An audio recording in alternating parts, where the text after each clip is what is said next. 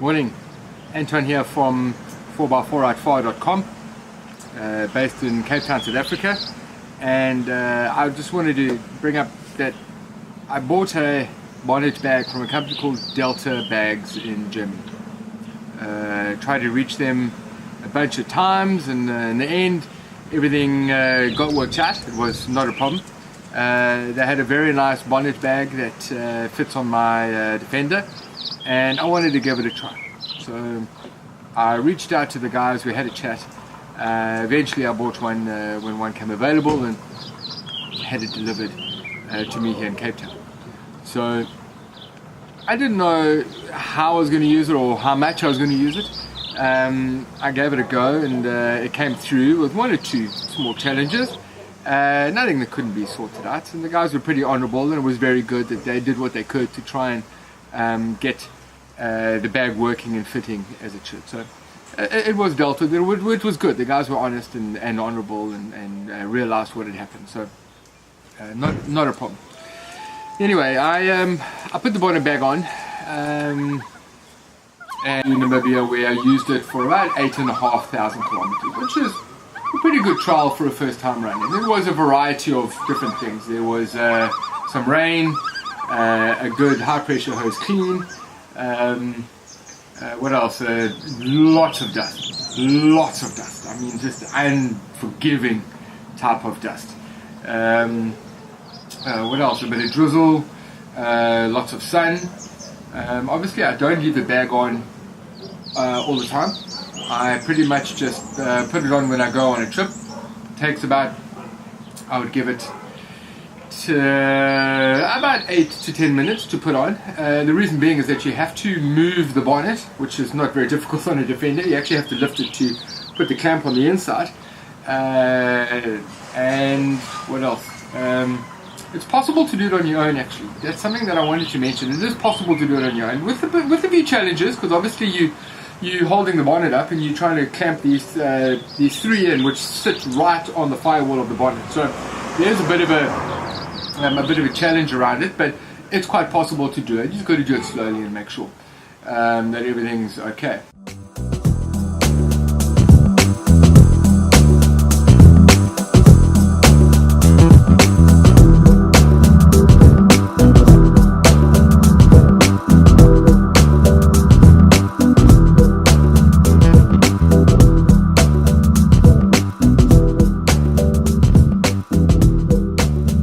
Okay, so I'm home and about to open the bonnet bag to see what it's like inside. So as you would have seen on my trip, I've been pretty hectic, incredible dust, really heavy, strong type of dust. The bag took a lot of it, and I had it high pressure hosed. In fact, the bag just high pressure hosed on the outside. So I didn't know how that was going to work, because I was worried about a bit of moisture. It didn't rain where we were, but let's have a look and see what's going to happen here. Oh wait, I need to hold on a sec. Let's see if this will. I just need to unzip it with 2 hands. Okay, let's have a look here. So with the zip, it does kind of keep it moist, and you can see the dust. Oh, where's my hand? You can see the dust and the moisture. So if I open it further, right, that's all the way. No dust at all, not a single thing.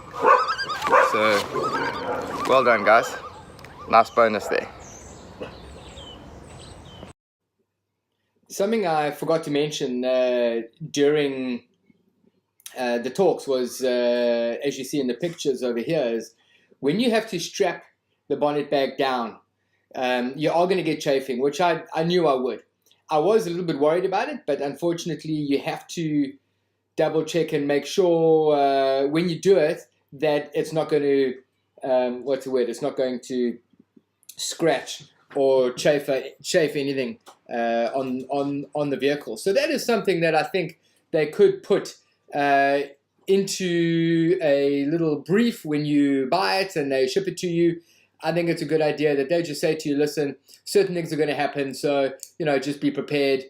Most guys now that are driving Pumas are obviously very cautious around looking after their vehicles, so you don't want to have any problems with scratching on your vehicle, especially when you take off the bonnet bag and have whatever's left there behind.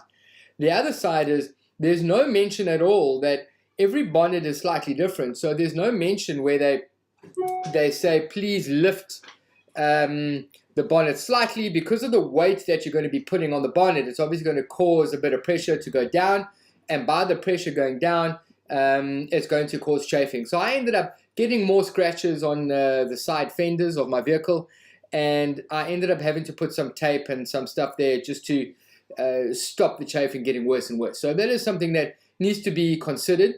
I was a bit, not angry or upset, but a little bit frustrated that they don't mention any of this. And obviously being a first-time user, not seeing much about the bonnet bag like what I'm doing at the moment, so no one was able to tell me. They certainly didn't, and possibly they wouldn't know. But you are able to adjust the bonnet pretty easily. The problem is you want to be able to know this beforehand. So without knowing it beforehand, it does cause a scratching and chafing on your vehicle. So just a bit of a forewarn. It's not exactly going to rust, but you don't want it on your vehicle unnecessarily, because it costs a lot more than the bonnet bag to have it spray painted again. So just keep that in mind for if you are going to want to purchase one of these.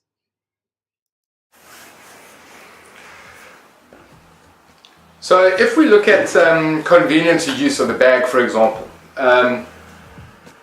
it is convenient. There's really only two compartments. There's one in the front, which is about 30 centimeters high, which gives you about 1 meter wide of something to put in. You could put pipes, tubes, basic wiring, things like that. I was very cautious around it because I didn't want to put too many heavy things and dent the bonnet.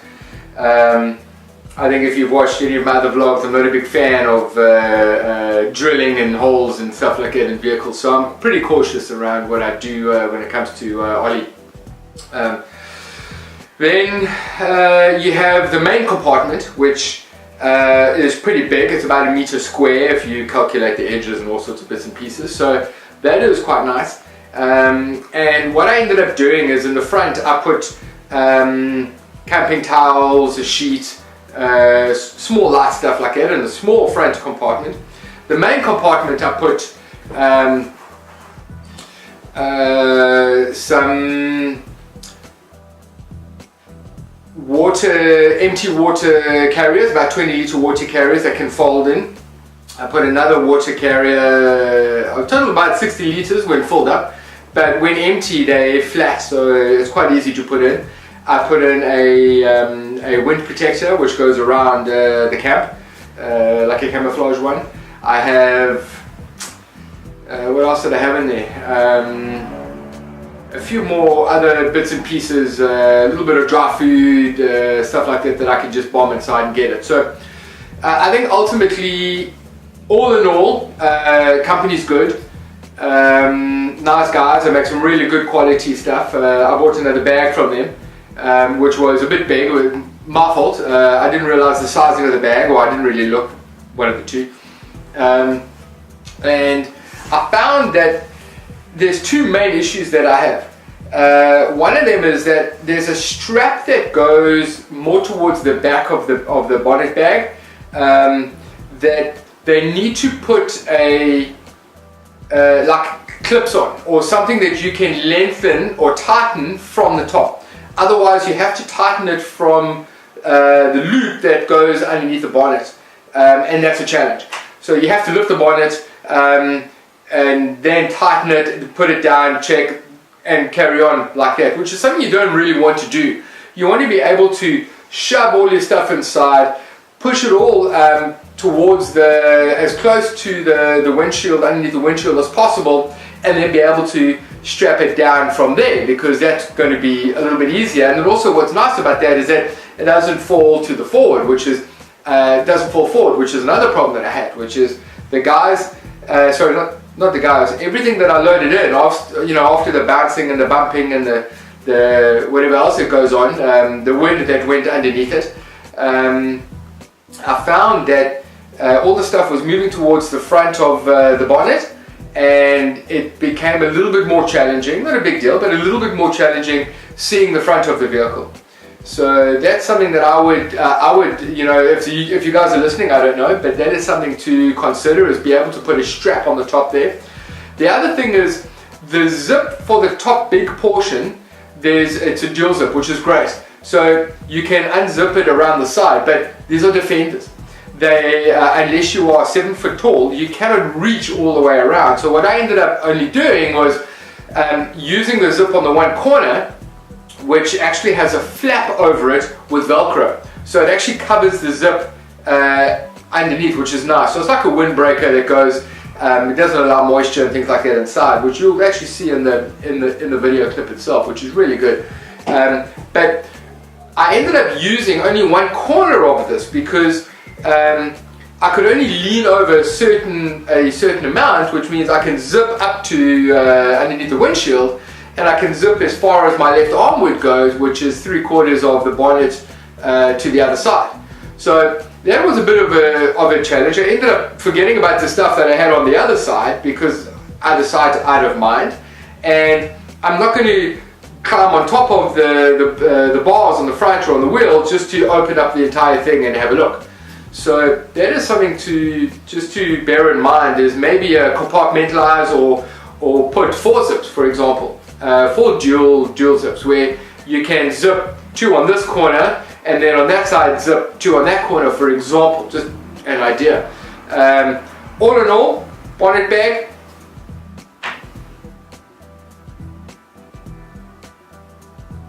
I'd give it a 7.5. 7 and a half.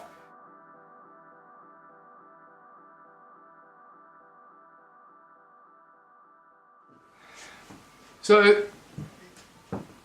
the good points, if we weigh it off, the good points, no wind gets inside, no moisture got inside, so it was dry, which means you can put a variety of things in there. I mean, they have designed it really well, and you can see they've been through the tests and the trials and errors.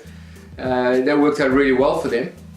Negative, the zips being too wide, and the strap. I think that's really about it. It's overcomable if you want to take the extra time for it, but you know, I look at camping as Six Sigma, for example, or being lean. You want to make it as simple and smooth and smart as possible. So I found the bag, I would definitely use it again for sure. I would hope and maybe make the changes on my own. I'm not so sure if it's possible. I'm going to have to double check it. Everything's possible, so the answer is yes. I just need to pay the extra money to do it, which is obviously not something I want to do because these things are not cheap. Even getting it here, it costs me extra because of customs and duty. So chat to them, see what the options are, and if this is something that you want to do. But the guys are good and it's worth it. I would definitely buy it again. And I would work out exactly what I'm going to put in, because that's what it's going to boil down to. What all are you going to put into this thing, and what types? I mean, I put some basic dry food stuff, so nothing fruit or anything that can bruise. Just a lot of really basic things. So dry foods, some clothing stuff, light equipment, things like that would be a good roll. So your recovery snatch, for example, you can put inside there. It's really big and it goes high. I didn't know how high it is. I didn't fill it up to the brim. So check it out. If you like this vlog, please like it on whichever channel you're watching it on, and subscribe to my YouTube channel. I would really like if you give me some feedback and thoughts and ideas. Maybe some stuff that you want to look at in the future or would like to get some ideas on. So thanks very much for watching. Have a blessed day further, and yep, hope to see you out on the road. This is Anton from 4x4 Thanks very much for watching.